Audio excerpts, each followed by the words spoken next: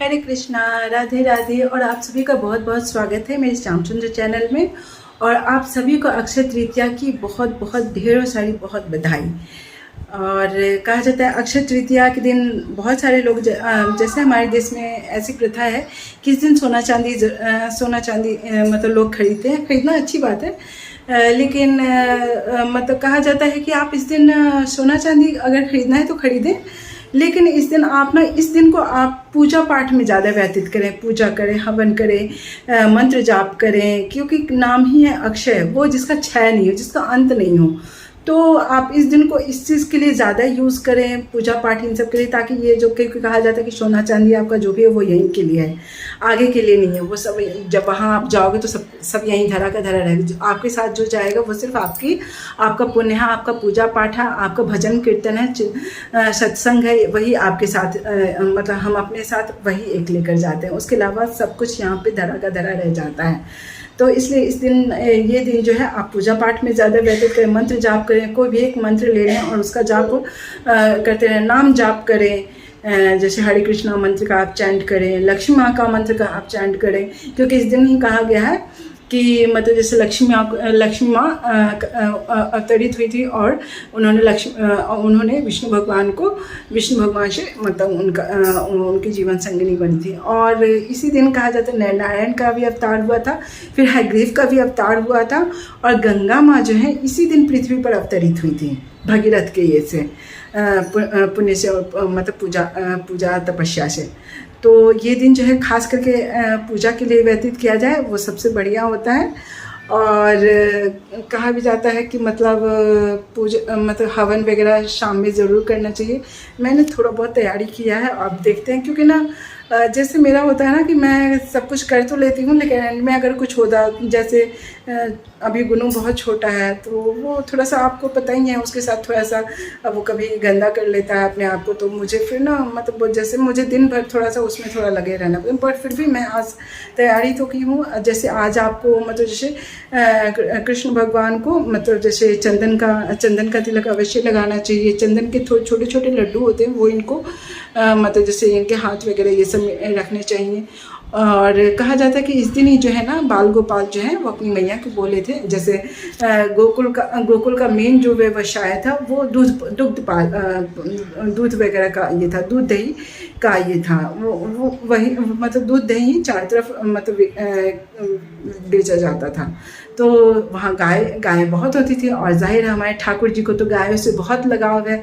तो उन्होंने यशोदा माँ से कहा कि मैया मुझे भी गौ चराने जाना है। तो वहाँ ऐसा नहीं था कि आप गौ चराने ऐसे, उसके लिए एक विधि होती थी, एक रिचुअल होता था। तो उस पर मैया ने कहा कि अभी तुम्हारा जो है वो मतलब बाल नहीं उतरे हैं, कि मतलब जैसे जब तुम्हारे बाल उतर जाएंगे तब फिर तुम जाके मतलब जैसे तुम गौ चराने के लिए ले जाना। क्योंकि मैया को लगता था कि बहुत गर्मी है, चलो इसी बहाने मतलब जैसे थोड़ा सा टालते रहते। लेकिन ठाकुर जी जो एकदम पूरा जिद पकड़ लिए कि भाई दाऊ जा रहे हैं, मुझे भी जाना है। तो बोले कि मतलब कि नहीं, मतलब जैसे अभी तुम नहीं जा सकते हो। तो उस पर मतलब जैसे बाल गोपाल ने मतलब जैसे जिद कर ली, जबकि उन्हें पता था कि उनको मतलब जैसे जाहिर है गाय चराने के लिए उनके जो इतने रेशमी प्यारे मतलब इतने सुनहरे इतने सुंदर बाल हैं, उसका उन्हें त्याग करना पड़ेगा। लेकिन चूँकि हमारे ठाकुर जी को अपने केशों से कहीं ज़्यादा गौों से प्यार था, तो वो जस्ट बोले कि मतलब जैसे दाऊ जाते हैं तो मुझे भी जाना है। और मतलब जैसे और कहा जाता है कि बाल गोपाल के हर जैसे वो जब जब वो घुटने के बल चले थे, जब वो फर्स्ट बार खाना खाए थे, जब वो पहली बार चले थे, हर चीज़ को ना गोकुल में बहुत ही अच्छे से मनाया गया था। तो उस पर मैया ने कहा था कि तुम थोड़ा सा रुक जाओ, क्योंकि मतलब जब तुम्हारा बाल उतरेगा तो हम लोग बहुत बड़ा उत्सव मनाएंगे। तो उस पर मतलब बाल गोपाल एकदम पूरा अड़ गए कि नहीं, मुझे जो है मतलब आप जाओ मतलब ऋषि मुनि गर्ग से आप जाके मतलब जैसे पूछो। और कल ही जो है अक्षय तृतीया है कि मतलब जैसे मुझे बाल उतरवाने हैं और मुझे मतलब गौओं को चराना है। मतलब वो जस्ट एकदम जिद पे अड़ गया। तो उस पर मतलब जैसे मैया भी एकदम कि नहीं नहीं बिल्कुल नहीं। तो फिर वो अपने ये उनके जो पिता हैं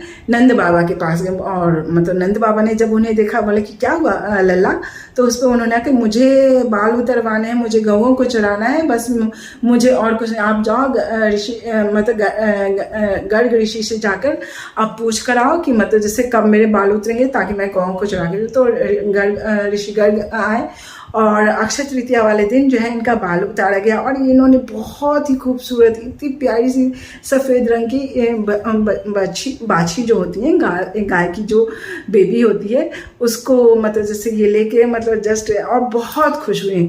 लेकिन जब ये बाहर निकले तो ये जो वैशाख की ये जो इतनी गर्मी है, ऊपर से सर पे बाल भी नहीं, मतलब बहुत ज़्यादा तेज़ उनको गर्मी लगने लगी। तो उसमें मतलब जैसे परेशान भी हो रहे हैं। फिर एंड और वो मतलब एक होता ना पसीने से उनका चेहरा पूरा रेड होते जा रहा है। लेकिन जो नंद बाबा हैं वो जस्ट अपने ही धुन में मतलब जैसे अपना चले जा रहे हैं और बाल गोपाल सोच रहे हैं अच्छा अब बाबा देखेंगे, अब देखेंगे कि मैं इतना परेशान हूँ। लेकिन नंद बाबा अपनी ही धुन में थे।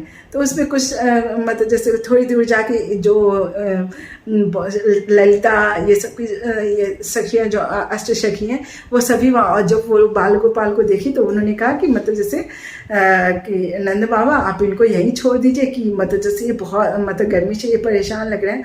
और उस वक्त उन्होंने बाल गोपाल की बहुत सेवा की, जैसे उन्हें ठंडे ठंडे जितने फल वगैरह होते हैं उसका उन्होंने सेवन कराया। फिर इलायची की शरबत, मतलब जैसे बहुत तरह के ठंडे ठंडे पदार्थ। फिर ललिता सखी ने उन्हें मतलब जैसे पत्तों का पंखा किया और जिससे वो मतलब जैसे सो गए। और मतलब कुछ ये सब कुछ जो है ना अक्षय तृतीया के दिन ही हुआ था।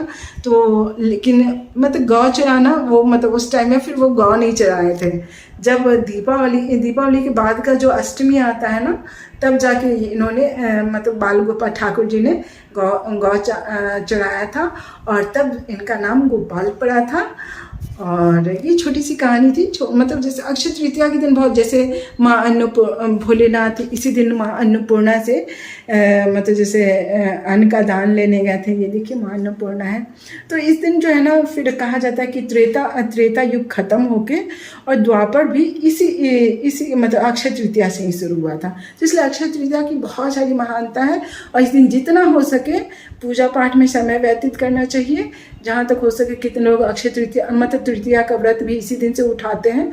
मैं एक्चुअली नहीं, मतलब मैं बस सिर्फ पूजा पाठ ही कर रही हूँ, क्योंकि मतलब मैं अभी मेरा ऑलरेडी एकादशी वगैरह चल रहा है, तो मैं बहुत ज़्यादा फास्ट अभी नहीं उठा रही हूँ। अभी पूर्णिमा है, फिर फ्राइडे का व्रत भी रहता है मेरा, तो इसलिए मैं पूर्णिमा ये अक्षय तृतीया वगैरह बस पूजा वगैरह करना मेरा कंचन होता है कि बस आप पूजा पाठ अच्छे से कर लो। बाकी फास्ट वगैरह ये सब के लिए ईश्वर नहीं कहते कि आप जस्ट भूखे रह के। हाँ, कभी कभी कहा जाता है फास्ट वगैरह थोड़ा बहुत ज़रूरी इसलिए होता है ताकि आपके जो बॉडी का जो सिम्टम्स है सब प्रॉपर हो जाए। इसका भी फास्टिंग वगैरह के लिए कहा जाता है। जैसे जिनको फैटी लिवर है तो उसमें उनको मतलब थोड़ा फास्ट रखने से उनके जो लिवर वगैरह जो है वो रिपेयर होते हैं, तो इसलिए भी फास्ट ऐसे भी ज़रूरी होता है। तो ये देखिए आज मेरे बाल गोपाल का ये श्रृंगार है। मैंने अक्षय तृतीया के लिए खास करके मैंने इनको सजाया। युगल सरकार हैं ये मेरे। मैं आज माँ को इन लोग को नहीं मैं नहलाई हूँ, क्योंकि मेरे पास फिर इतना टाइम नहीं रहता है, और माँ को और ये इन लोगों को मतलब तीनों को सजाने में मुझे बहुत टाइम लगता है। तो यहाँ देखिए, यहाँ मेरे भोलेनाथ ऑलवेज मतलब भोलेनाथ शालिग्राम ऑलवेज नहाते हैं। और ये है आज का इनका श्रृंगार। ये देखिए कितने प्यारे लग रहे हैं। और यहाँ हमारे शालिग्राम है। और ये देखिए यहाँ हमारे बिहारी जी हैं, केशव हैं।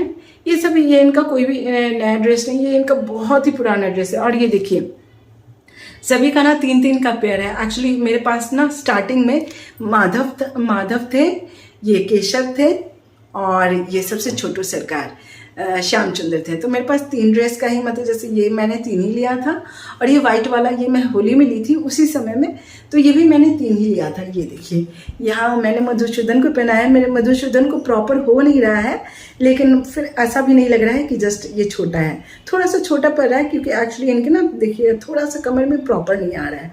और ये देखिए मेरे मधुसूदन का श्रृंगार है, और ये देखिए कितने प्यारे लग रहे हैं। तो ये मेरे माधव का है। और ये देखिए ये तो माधव का ड्रेस है ही। ये इनको पूरा प्रॉपर, एक्चुअली इनको कैप में ना, इनका कैप जो है वो बिहारी जी धारण किए हुए हैं।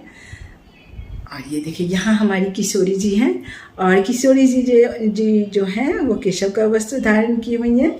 ये इनको भी थोड़ा सा ये प्रॉपर नहीं आ रहा है, लेकिन मैंने सभी को थोड़ा सा मैंने एडजस्ट किया है। और ये देखिए ये सभी का श्रृंगार आज का है। ये देखिए किशोरी जी हैं। तो आप बताना कि आज का श्रृंगार, मैंने ये युगल सरकार को आज मैंने नहीं नहलाया है क्योंकि मुझे बहुत टाइम लगता है। यहाँ देखिए हमारे श्याम सुंदर कितने प्यारे क्यूट छोटू से सरकार लग रहे हैं, बहुत ही प्यारे लग रहे हैं। ये देखिए केशव है, ये हमारे, तो आज का ये इनका श्रृंगार है। तो प्लीज़ आप बताना कि आपको कैसे लगे, and please like share and subscribe my channel. Hare Krishna, Radhe Radhe, जय भोलेनाथ, जय महाकाल।